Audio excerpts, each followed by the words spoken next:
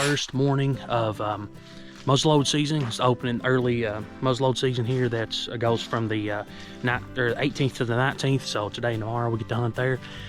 For muzzleloader, this will be our first video here. I've got my bow out a few times this year. Not got a chance to film anything yet, but I'm gonna start filming here for the opening morning of muzzleload season. Had an eventful morning so far. So it's currently probably 8:30 right now. This is October 18th, and we're over here muzzleload hunting. Obviously, I'm back at my four-wheeler, as you can see. But we got a little surprise in here to show you just in a moment. But again, like I was mentioning before, this is going to be our first little installment of the compilation of the 2024-2025 season. But had an eventful morning so far. Sitting here about 8:30.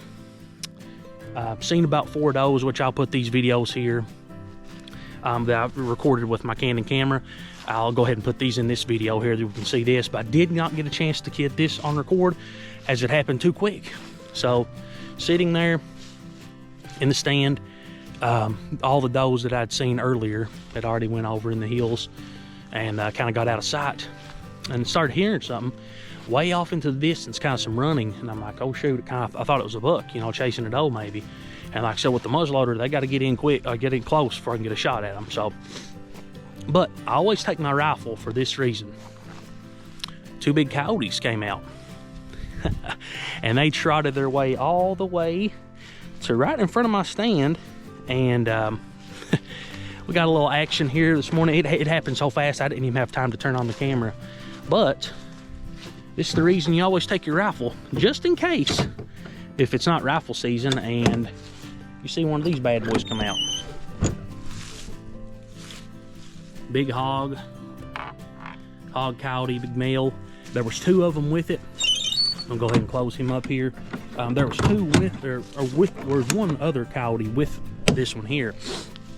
The other one had, didn't come in close enough. It was probably 250 yards away. I couldn't get a shot on him, but he veered off to the left and kind of went over. He may have got a scent of a doe or a deer or something like that, I'm not sure, but he went off, and the doe came close to my stand. I mean, the doe, or the coyote rather, came close to my stand. He just kept coming. So I'm like, well, this is going to be your bad day. You're going to meet your last breath of air here, coyote. So he kept trotting in, and I'll kind of give you an overview of what we did here. I didn't have time to turn the camera on because the coyotes, I was like, well, I don't know if they're going to even come close enough. If they would have been far off into the distance, I probably wouldn't even have shot. I would just, you know, count it as a loss, because I don't want to just shoot something in case unless I'm going to for sure kill it. And it was too far off, and I didn't want to ruin my hunt. But as you can see here, I'm walking to the stand. We got the big deer stand, the big legendary gripper stand here. So the coyotes came from the road out here. It's a beautiful morning here. We got some turkeys way out there in the distance. I don't know if you can see those. I'll get my camera back in a little bit, maybe try to record those, but I'll kind of scoot back a little bit. But the coyotes, they was coming from way at the beginning of this road. They come all the way down the road, trotted in, and about where this tree is right here, this tree and a little bit of stuff that they didn't, you know, cut right here around these trees, the other coyote veered off to the left and went that way. I was like, shoot, you know, because that's a really far shot out that way, so I didn't want to chance it. And the little coyote, the one that I shot, just showed you, he came all the way right here, right there, probably a 50, 75 yard shot, and I laid the boom on him and he didn't move after that. So been an eventful morning so far. I wish I would have got that on record. I didn't have time to even think, because I had to get my rifle from over to the other side, and I'm like, shoot, I gotta move my muzzleloader out of the way, get my rifle out to try to make a for sure kill on this thing, because coyotes, you can kill them all year long. So hopefully I saved one deer's life. I'll put a picture in if I take one with the coyote here, but we'll continue with this hunt here. The hunt may be over with deer, but we'll see. We'll sit here for a little while. We got a baseball tournament coming up here a little bit later today, but I was glad to at least get a kill and get the rifle knowing it's in on you know, on scope. The scope's on, and hopefully we'll be able to share some more stuff with you. This may be the end of this video, but we'll try to get some more content for you guys here in just a moment. But so far so good. What's going on, guys? Another installment here of the 2024-2025 hunting compilation. installation.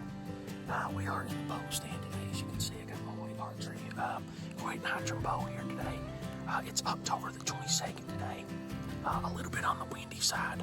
Again, we got the bow out here. I'm gonna try to turn my phone around so you guys can see what we're looking at here today. Beautiful evening here on the farm. The wind's a little bit on the high side right now, but I'm hoping by at least 6:30, 7 o'clock it kind of dies down a little bit. We've had some decent bucks here on camera. I've got a nice one around this area that I'm trying to hunt and trying to lure this way. So hopefully we can get him to come in. I had a nice muzzleload opening morning there with the coyote kills you guys seen on this previous spot on this video. I didn't get a chance to go that Sunday. It was rainy and really bad weather conditions that day, so I didn't even get out of the house that day. But we're finally got a free evening here today, back in the bow stand. I'll share with you guys something. Hopefully we see something in this video. I'm just recording on my iPhone today. No GoPro, no Canon camera today. I'll get that back, hopefully, at rifle season. If I get one with my bow, it is what it is. We'll have to end on it, but, I'm glad to get back in the stand today. Hopefully for a great evening. Hopefully this wind will die down a little bit. It's pretty windy right now, as you can see in the background, but I'll share with you guys what we can see.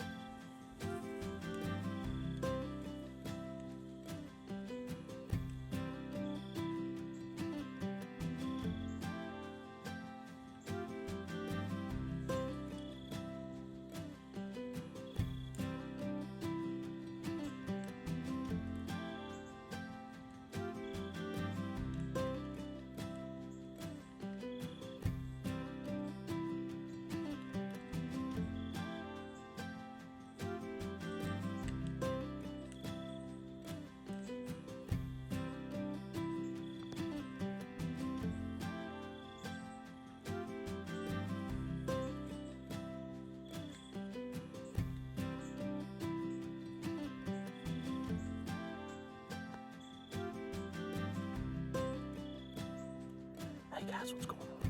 It's Travis today from Outdoors, coming back at you with another installment here of the 2025-2026 deer hunting season. So today we're in a new spot here. We put up a stand here deep in the woods here on our farm, in an old spot that we used to. I'll come turn the camera around and see what we're looking at here. Looking at this road down through here. I've installed a new feeder right over here. Getting a lot of deer action up through here. I got a nice road back through here, as you guys can see.